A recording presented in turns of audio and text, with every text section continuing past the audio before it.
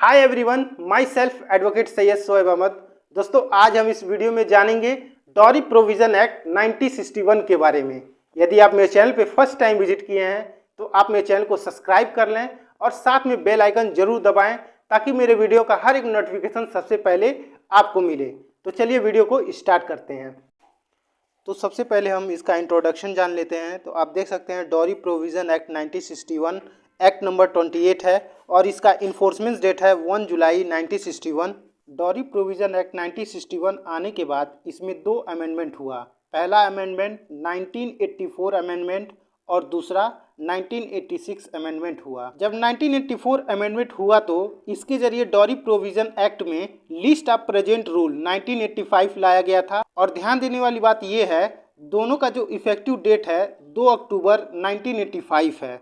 अब हम 1986 अमेंडमेंट के बारे में जानेंगे। जब ये अमेंडमेंट आया तो डॉरी प्रोविजन एक्ट 1961 के जरिए इंडियन एविडेंस एक्ट में सेक्शन 113B ऐड किया गया है और आईपीसी में 304B ऐड किया गया था। और इन दोनों का जो इन्फोर्समेंट डेट भी है वो सेम है, 19 नवंबर 1986 है। और ध्यान देने वाली बात यह है, जब 1986 अमेंडमेंट हुआ तो डॉरी प्रोविजन एक्ट 1961 में section 4A, 8A, 8B add किया गया था। आप सभी लोग इसको नोट कर लीजिएगा। सीआरपीसी का चैप्टर 36 यानी सेक्शन 467 से लेकर 473 तक जो भी डील करता है limitation for taking cognizance of certain offence, ये यहाँ पे लागू नहीं होता है। यानी डॉरी प्रोविजन एक्ट में ये चैप्टर यहाँ पे लागू नहीं होता है।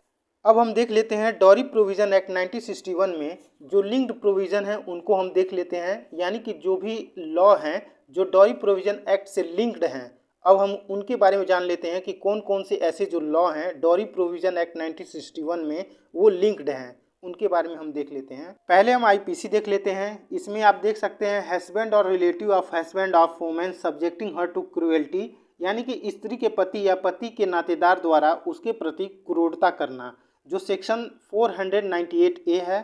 अब आप सीआरपीसी देख सकते हैं, यहाँ पे police to inquire and report on suicide etcetera, यानी कि आत्महत्या आदि पर पुलिस का जांच करना और रिपोर्ट देना, जो सेक्शन 174 से डील करता है। और नीचे आप देख सकते हैं inquiry by magistrate in cause of death, मृत्यु के कारण मजिस्ट्रेट द्वारा जांच करना, जो सेक्शन 176 से डील करता है। अब आप उसके नीचे देख सकते हैं prosecution of offence under section 498A of the Indian pineal code, यानी कि आईपीसी की धारा 498 के अधीन अपराधों का अभियोजन, यानी जो सेक्शन इसका है 198A सेक्शन है, इसको भी लिंक किया गया है। अब यहाँ पे देखिए इंडियन एविडेंस एक्ट में से कौन सा सेक्शन लिंक किया गया है, presumption as to abetment of suicide by the married women, यानी किसी विवाहित स्त्री द्वारा आत्महत्या की दुष्प्रेरण के बारे में उपधारणा, जो सेक्शन है 113A। तो ये भी जो सेक्शन है इंडियन एविडेंस एक्ट का डॉरी प्रोविजन एक्ट 1961 में इसको ऐड किया गया है। तो ये रहा छोटा सा इंट्रोडक्शन। अब हम सेक्शन 1 पढ़ेंगे, फिर उसके आगे जो भी सेक्शन है उसको हम कवर करेंगे। तो चलिए वीडियो को आगे हम बढ़ाते हैं। आप यहाँ देख सकते हैं dowry provision act 1961 act number ये 28 है, आप देख सकते हैं। अब हम सेक्शन 1 देखेंगे, short title extent and commencement, यानी कि संक्षिप्त नाम, विस्तार और प्रारंभ। तो इस अधिनियम का नाम आप देख सकते हैं दहेज प्रतिषेध अधिनियम 1961 है और इसका विस्तार संपूर्ण भारत पर है। और यहाँ पर आप तीसरा देख सकते हैं, it shall come into force on such date as the central government में by notification in the official gazette appoint, यानी कि किस तारीख को यह एक्ट लागू हुआ या राजपत्र में अधिसूचना द्वारा कब प्रकाशित हुआ। तो आप इसे याद रखिएगा, 1 जुलाई 1961 को कमेंसमेंट मिल चुका है, यानी 1 जुलाई 1961 को ये एक्ट लागू हो गया था। अब हम सेक्शन 2 देखेंगे, डिफिनीशन ऑफ डॉरी, यानी दहेज की परिभाषा क्या है। आप देख सकते हैं, in this act dowry means any property or valuable security given or agreed to be given either directly or indirectly.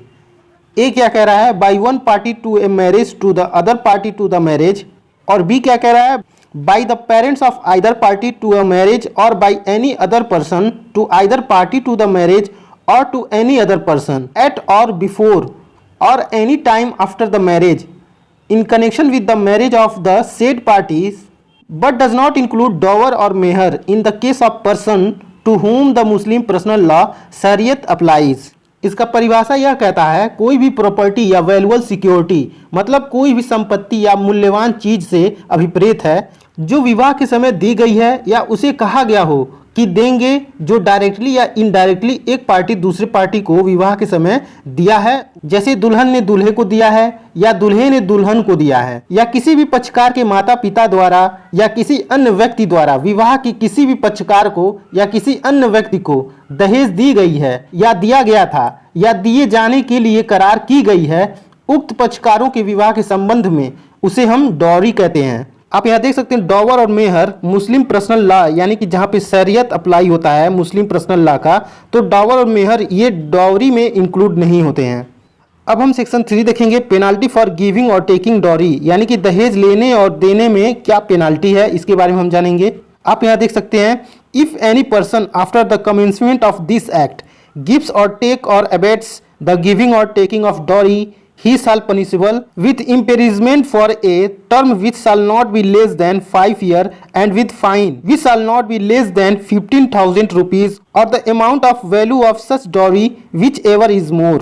यानी कि यदि कोई व्यक्ति इस अधिनियम के प्रारंभ होने के बाद दहेज देगा या लेगा अथवा दहेज देने या लेने का दुष्प्रेरित करेगा तो इस धारा के अंतर्गत दंड का प्रावधान किया गया है, जो कि 5 वर्ष का कारावास तथा जुर्माना होगा। जुर्माने की रकम 15,000 या दहेज के मूल्य की रकम तक होगी, यानी कि 15,000 से या जितना भी दहेज दिया गया है उसके बराबर भी हो सकती है। अब यहाँ पे देखिए, provided that the court may for adequate और special reason to be recorded in judgment impose a sentence of imprisonment for a term of less than 5 year, यानी कि न्यायालय पर्याप्त और स्पेशल रीजन को रिकॉर्ड करके 5 वर्ष की अवधि की कारावास को कम भी कर सकती है। इसका मतलब यही हुआ।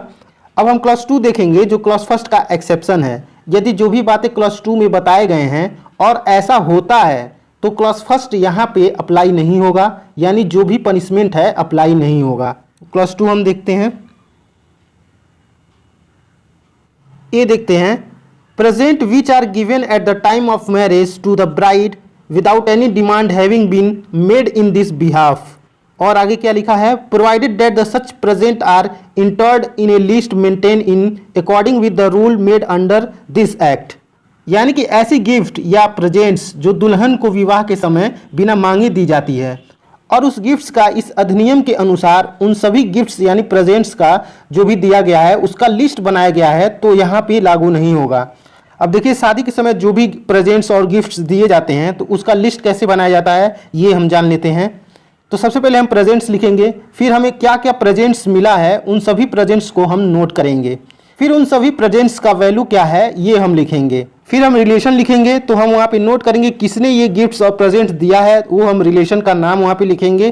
तो लिस्ट बनाना काफ़ी इजी है, आप समझ गए होंगे। अब हम बी देखेंगे, बी क्या कह रहा है, presents which are given at the time of marriage to the bride groom without any demand having been made in that behalf. आगे क्या लिखा हुआ है, provided that such presents are entered in a list maintain according with the rule made under this act, यानी कि ऐसा gift जो दूल्हे को विवाह के समय बिना मांगे दी जाती है और उस गिफ्ट्स का इस अधिनियम के अनुसार उन सभी गिफ्ट्स का लिस्ट बनाया गया है, तो यहाँ पे लागू नहीं होगा। सेम बात वही कह रहा है जो ए में था, दुल्हन का था वो, और यहाँ पे अब दूल्हे के बारे में कह रहा है। अब हम नीचे देखेंगे और यहाँ पे क्या लिखा हुआ है, provided further that where presents are made by or on behalf of the bride or any person related to the bride, such presents are of a customary nature and the value thereof is not excessive having regarded to the financial status of the person by whom or on whose behalf such presents are given। तो यहाँ पे कहा जा रहा है यदि लड़की के बिहाफ पे जो भी गिफ्ट्स या प्रेजेंट्स दिए जा रहे हैं वो कस्टमरी नेचर के होने चाहिए, यानी सभी प्रेजेंट्स रूढ़िगत प्राकृतिक यानी कि रिवाजी होनी चाहिए जो सदियों से चलता आ रहा है और दिया जा रहा है। और इस बात का ध्यान रखते हुए उन सभी प्रेजेंट्स को जो दी गई है अपने फाइनेंशियल स्टेटस के हिसाब से उनका वैल्यू ज़्यादा नहीं होना चाहिए, इसे याद रखिएगा आप लोग। अब हम सेक्शन 4 देखेंगे, पेनाल्टी फॉर डिमांडिंग डॉरी। यदि आप दहेज मांगते हैं तो क्या पेनाल्टी है, अब हम ये देखेंगे। Any person demands directly or indirectly from the parent or other relative or guardian of the bride or bride groom as the case may be any dowry, he shall be punishable with the imprisonment for a term which shall not be less than 6 months but which may extend to 2 years and with the fine which में extend to 10,000 rupees. यदि कोई व्यक्ति demand करता है, demand क्या करेगा, dowry ही demand करेगा। यदि कोई व्यक्ति डिमांड करता है दुल्हन या दूल्हे के माता पिता या अन्य नातेदार या कोई दुल्हन या दूल्हे के गार्जियन हो जो डायरेक्टली या इनडायरेक्टली डिमांड करता है, तो उनको सजा दिया जाएगा जिसकी अवधि 6 माह से कम नहीं होगी, जो 2 वर्ष तक की भी हो सकती है, और जुर्माने से भी दंडनीय होगा जो 10,000 तक होगा। और यहाँ पे देखिए क्या लिखा है, provided that the court may for adequate or special reason to be mention in the judgment impose a sentence of imprisonment for a term of less than 6 month. यहाँ क्या कह रहा है, न्यायालय ऐसे पर्याप्त और विशेष कारणों को नजर में रखते हुए 6 माह से कम के भी सजा दे सकती है। अब हम सेक्शन 4A देखेंगे, बैन ऑफ एडवर्टाइजमेंट यानी विज्ञापन पर प्रतिबंधी। तो यहाँ पे देख सकते हैं क्या लिखा है, इफ एनी पर्सन, यदि कोई व्यक्ति, ये हम देखते हैं, offer through any advertisement in any newspaper, periodical, journal or through any other media, any share in his property or of any money or both as a share in a business or other interest as consideration for the marriage of his son or daughter or any other relative। और आगे क्या लिखा है, B हम देखते हैं, prints or publish or circulate any advertisement referred to in clause A, he shall be punishable with imprisonment for term which shall not less than 6 months, but which may extend to 5 years or with fine which may extend to 15,000 rupees। यहाँ पे क्या कह रहा है, यदि कोई व्यक्ति विज्ञापन के जरिए ऑफर यानी प्रस्थापना करता है, चाहे वो न्यूज़पेपर के माध्यम से करता है, चाहे वो पीरियोडिकल यानी मैगजीन या जर्नल या अदर मीडिया से एडवर्टाइजमेंट करता है, और कहता है यदि आप लड़के या लड़की या किसी अन्य नातेदार से यदि आप शादी करते हैं तो मैं अपने प्रॉपर्टी में से आपको शेयर दूंगा, या पैसा में से, या बिजनेस में से, या किसी और अदर इंटरेस्ट चीज़ में से हिस्सा दूंगा, तो ऐसा विज्ञापन करना बैन है और इस तरह का विज्ञापन आप नहीं कर सकते हैं। इस तरह करना बिल्कुल बैन है। और क्लास A के अनुसार यदि कोई ऐसा विज्ञापन प्रिंट करता है या पब्लिश करता है या सर्कुलेट करता है तो उसे 6 माह से कम की सजा नहीं होगी, जो 5 वर्ष की भी हो सकती है, और साथ में 15,000 रुपया जुर्माना से भी दंडित किया जाएगा। यहाँ पे आप लास्ट में देख सकते हैं क्या लिखा हुआ है, provided that the court may for adequate or special reason to be recorded in a judgment impose a sentence of imprisonment for a term of less than 6 month. इसका मतलब ये हुआ, न्यायालय को पर्याप्त कारण मिलता है और विशेष कारण मिलता है तो उसकी सजा 6 माह से कम भी कर सकता है। अब हम सेक्शन 5 देखेंगे, agreement for giving or taking dowry to be void, यानी कि दहेज देने या लेने के लिए करार का शून्य होना। तो इसमें क्या लिखा गया है, any agreement for giving or taking of dowry shall be void. यदि कोई व्यक्ति दहेज देने या लेने का एग्रीमेंट किया है तो ऐसा करार शून्य होगा। तो दोस्तों आज के लिए बस इतना ही। उम्मीद है आपको ये सारे सेक्शन समझ में आए होंगे। यदि आपको ये सारे सेक्शन समझ में ना आए हों तो आप मुझे टेलीग्राम, इंस्टाग्राम और मुझे आप व्हाट्सएप पे कांटेक्ट कर सकते हैं। और दोस्तों नेक्स्ट वीडियो में मैं सेक्शन 6 से लेकर सेक्शन 10 तक मैं पढ़ाऊंगा। तो दोस्तों यदि आप मेरे चैनल पे फर्स्ट टाइम विजिट किए हैं तो आप मेरे चैनल को जरूर सब्सक्राइब करें और साथ में बेल आइकन जरूर दबाएं ताकि मेरे वीडियो का नोटिफिकेशन सबसे पहले आपको मिले। तो चलिए हम मिलते हैं नेक्स्ट वीडियो में। जय हिंद।